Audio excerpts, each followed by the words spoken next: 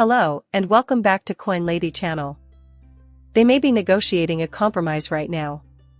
I don't want to give the impression that I think they should, but they could if they wanted to. So, in my opinion, there won't even be a trial. Is a trial in the Ripple SEC case possible? Maybe this disagreement can be settled in advance. We'll also talk about why it seems like the price of XRP doesn't care that Ripple just won a huge victory against the SEC. This video will cover each of these issues, as well as a recent event involving BlackRock XRP, Bitcoin, and Ethereum.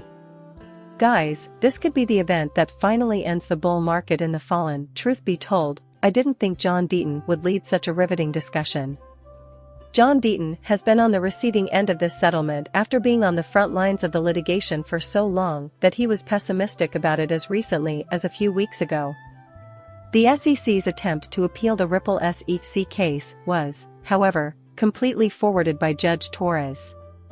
Several prominent legal minds in the XRP community have publicly indicated their optimism that a resolution is within reach. Before we get too further into what he's saying, I want to show you this John Deaton clip. I'd like to tell you how I felt about when settlement might occur. Keep this in mind. They may be negotiating a compromise right now. To be clear, they are not. They could, but they've decided against taking legal action. Therefore, I think a trial is highly unlikely. Okay. If you think a trial is likely to happen, then there won't be any sort of trial, I'm sure of it, and they'll end up losing. Is a trial and all that hem and business really what they want? Tony, in this case, we need a month to prepare for trial. Do you understand what I'm trying to say? Have to say, Star is what Valerie S. Henman, Ripple, and Henman sound like they'd like. All I'm doing is making a list of names.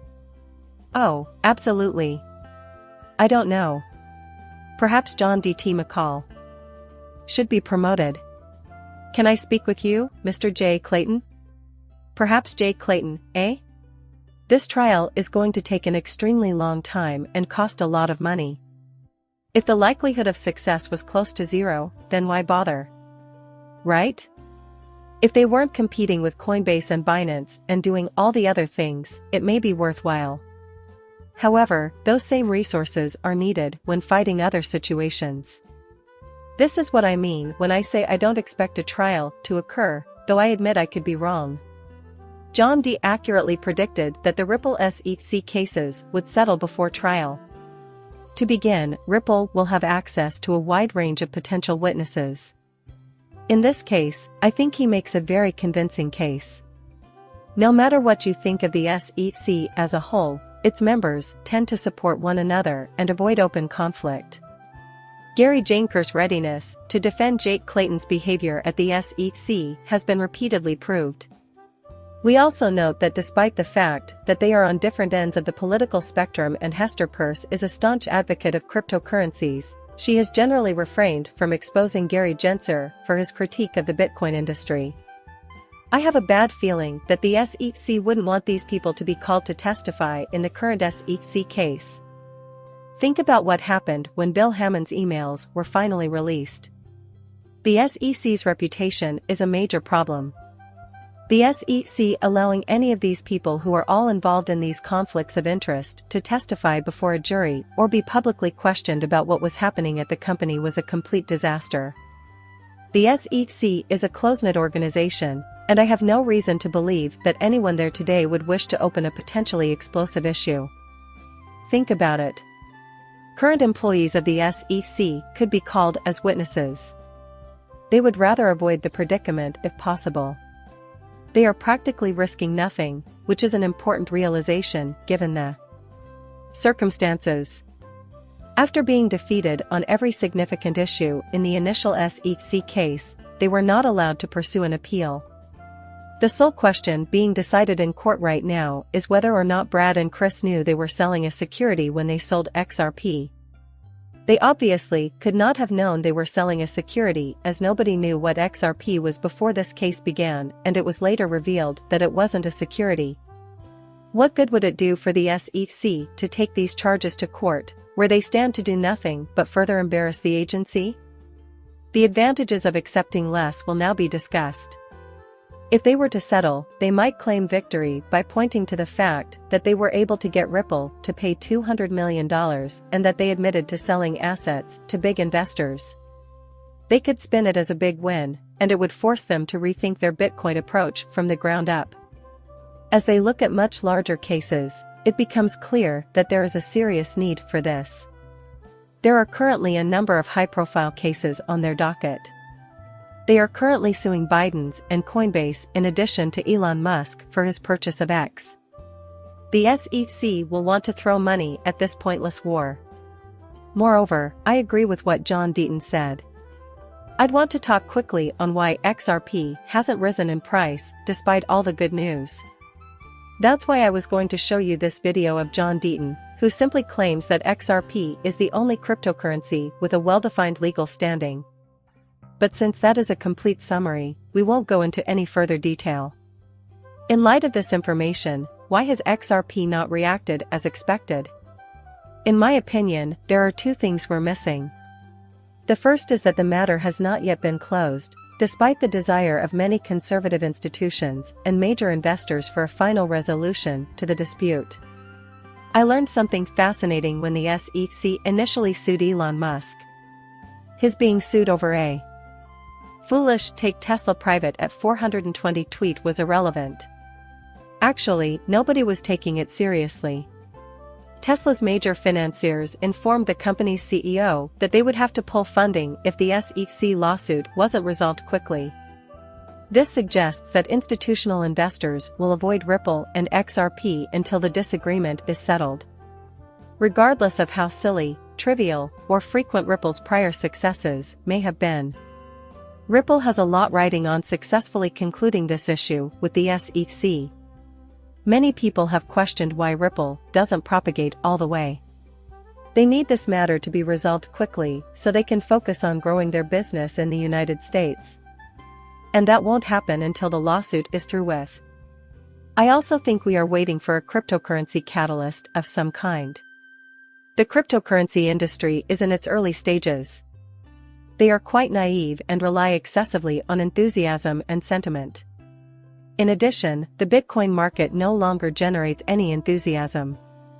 We haven't seen any major inflows of capital, and people have been seen to be afraid as a result of the regulatory crackdown, but I believe that anxiety is receding as we continue to succeed.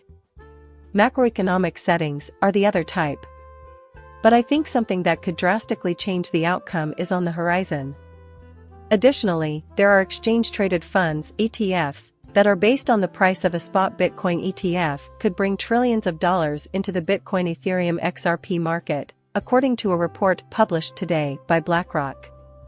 This is quite exciting to me. One of the many incredible things about it is that it mentions Bitcoin, Ethereum, and XRP. This is the first time I've seen XRP mentioned in the same breath as Bitcoin and Ethereum. I think that happened because rules were made clear in this particular case. These organizations are looking at this asset class from both the perspectives of what they know for sure and what they don't know for sure.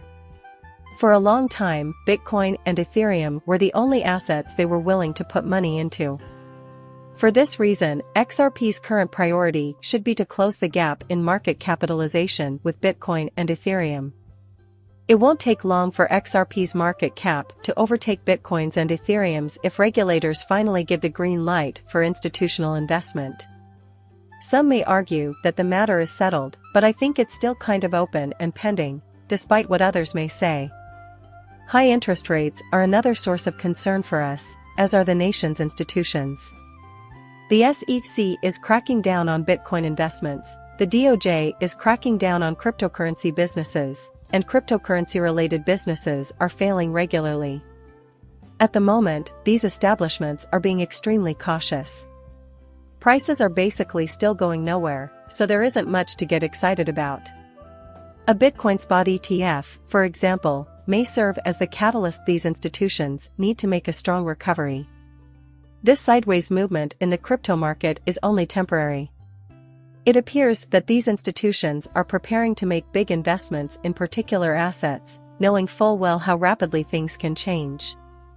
I reiterate that if a Bitcoin spot ETF is established, these institutions will see a huge shift in the regulatory landscape in the United States, as well as the excitement surrounding these assets.